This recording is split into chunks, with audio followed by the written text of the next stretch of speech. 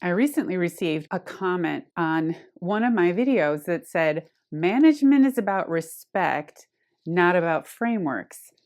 And then insinuated that my content is just repeating business school concepts, meaning it sounds good in a classroom, but not in real workplace scenarios. Also, that management is only about managing people, completely ignoring program and project management, deliverables, expectations, and budget. And that essentially, I don't know what I'm talking about. Well, that's a lot to say to me. And believe me, I don't get bothered by too many comments, but this one needs to be addressed, mostly because of the toxic assumptions it makes about what management is really about, not to mention the remarks about my point of view. Rude. When it comes to common assumptions about management and what that means inside a company, any company, there always seems to be that undercurrent narrative that managers are in charge and that the only way to motivate staff or teams is to intimidate them or demand respect. All of that is wrong, by the way. And like I said, management is about way more than just managing people. That's supposed to be the easiest part of your job. Yeah, it's hard to believe, but it's true. Today, we are deconstructing why demanding respect as a management style is the ultimate red flag for toxic leadership. We're going to talk about why frameworks are the only things that actually protect your team from a toxic culture / toxic manager, and how to spot when a leader is using the word respect to mask their need for total control. I'm Christina Holloway. For over 25 years, I've coached senior leaders at organizations like Google, Meta, GE, and Oracle to architect their authority and navigate the high-stakes politics of Fortune 500 businesses. On this channel, I show you how to stop playing small and start communicating with the presence that demands a seat at the table. All right, so let's get started. So first, let's address the business school concepts accusation. Like I said, for 13 years, I navigated a Fortune 500 environment. And for 12 years since then, I've been coaching people in those same high impact business cultures. My frameworks are not from business school concepts. They are real world tested methods that I've been using for my own work and with clients for decades. I needed to clear that up. They're tested in real environments across a wide swath of industries and business cultures. Now, we're all on the same page. Frameworks, like the ones I teach on this channel, aren't academic theories. They are architectural blueprints. They define who is responsible for what, how decisions are made, and how success is measured. And they include much more than just leading people. The reason frameworks work is because at their very basic level, they are creating order from chaos. Frameworks allow us to make decisions based on evidence, facts, and in the best situations, feedback from those around us. And here's why authoritarian managers don't like them. They allow you to make decisions on your own, step into your own leadership style, and develop confidence in your skills. All things that don't need what? Supervision. For a toxic manager who wants people to depend on them for decision making, thereby creating urgency, frameworks will take that away from those managers. And yes, they want to control the outcome, but mainly because they always want to be the hero. Without a framework, people management or people leadership becomes a moving target. There's no structure. It becomes about the boss's mood, their ego, or even petty nonsense like how well you smile for them. Let me be very clear. In any organization, in high-stakes environments, you don't succeed because you respect your manager's title. You succeed because the framework allows you to do your best work, and that allows everyone to have respect for each other and their unique contributions. When someone like a decision maker dismisses the systems at your place of work, then they are actually trying to hide the fact that they don't have a plan. And the problem, and the reality, unfortunately, is that companies and their subsequent cultures can easily be hijacked by this totalitarian attitude. Even if you don't watch the rest of this video, keep some perspective. You are a group of experienced adults trying to get work done so you can get paid and go home to live your lives. You don't need someone with a superiority complex barking at you, "Respect my authority." It's beneath you Treat it that way. Demanding respect creates a deeply toxic work environment. It is a damaging rhetoric that demands you give something that's not really a requirement to get your job done. Is respect nice to have? Yeah, yes. And it should go both ways. It should be more about earning respect through success and lifting each other up. If someone demands this from you, then it also becomes a career development trap. Here's what I mean. In many business cultures, demanding respect is used as a weapon to silence dissent. When a boss tells you that you need to respect management, and especially management's decisions without question, then they are often setting a trap. Suddenly, any decision you make is weighed against what the management wanted for the outcome. You can't win unless you comply.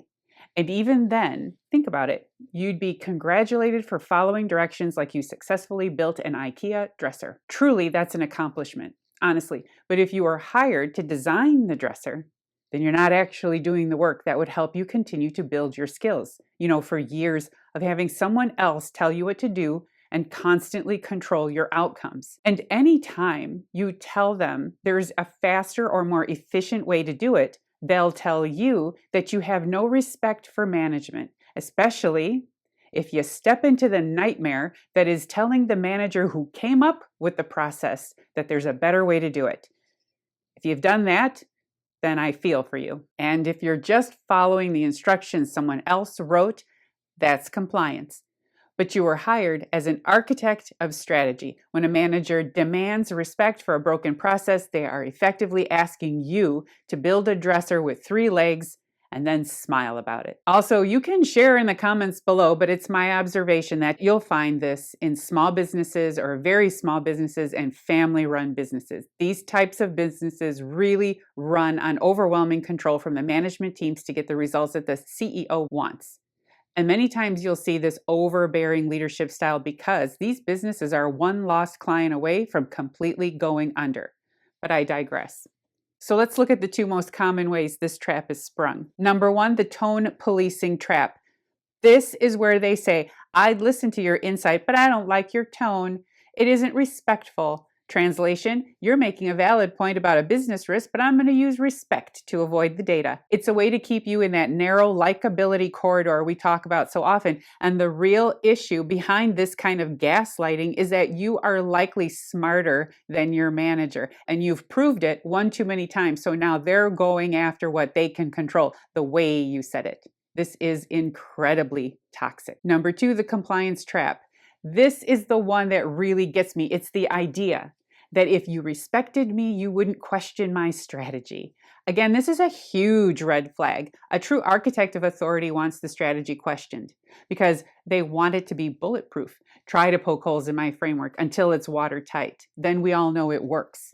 Only a leader who's insecure or who has no plan demands blind compliance under the guise of respect.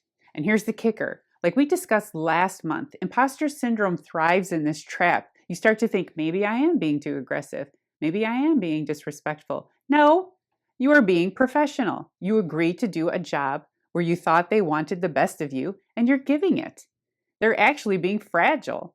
When respect only flows upward, it isn't respect, it's control. When someone tries to pull the respect card to shut down a conversation, you don't argue about feelings. You anchor on productivity and procedure. So the architect move here is to double down on the framework. When someone tells you management is just about respect, you respond with a structural ask. To ensure my skills and expertise are aligned with the business goals for this project, I'm proposing a clear framework here. It ensures we don't lose time on miscommunications. My question is this: what additional information do you need from me to ensure this project plan aligns with leadership's expectations for a successful outcome? See what we did there?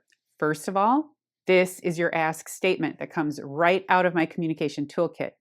It's about reframing the question so that it always aligns to forward momentum. You just redefined respect.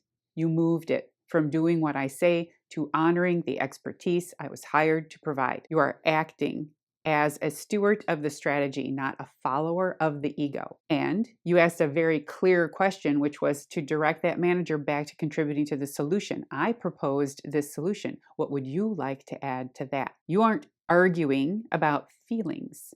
You are anchoring on productivity. You are showing that you're a steward of the strategy, not a follower of the leader. Think of your framework as a glass wall between you and the toxic manager. When they bark about authority, their words hit the glass because you've anchored the conversation to evidence and data. They can't attack your respect levels when you're standing behind a bulletproof project plan. And here's the thing. It only takes one strategy move to shift this toxic culture. For example, you have a toxic manager who demands compliance and respect. You're in a meeting with the CEO and leadership team, and you harmlessly mention your framework and how it would save time, expenses, increase revenue with your data to back it up. This turns into an opportunity to outshine a weak manager. Doesn't work all the time. Don't try this at work if you can't pull it off. But I wanted you to see how a small opportunity to present a framework at the exact right time to the exact right person is enough to topple someone who had the wrong idea about what management really is. Also, when you mention your framework to the CEO, you aren't tattling on your manager. You're demonstrating leadership maturity. You're showing that you care more about the company's revenue and expenses than you do about protecting a fragile ego. This is how an architect topples a toxic hierarchy, by being the most prepared person in the room.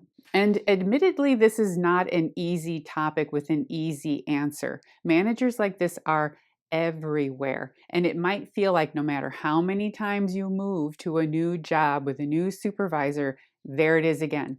Which, first, that is what I recommend. It's not worth your well-being to work for a toxic person. But if you find that you're in an industry where this type of leadership style is pervasive, you can start using some of these framing techniques to change how a controlling boss sees you. And every once in a while, you may end up with an opportunity to change the culture with a well-timed strategy move. And if that happens, you can watch this video about what the best management styles look like. This is a 2025 video, but these leadership styles are still popular today.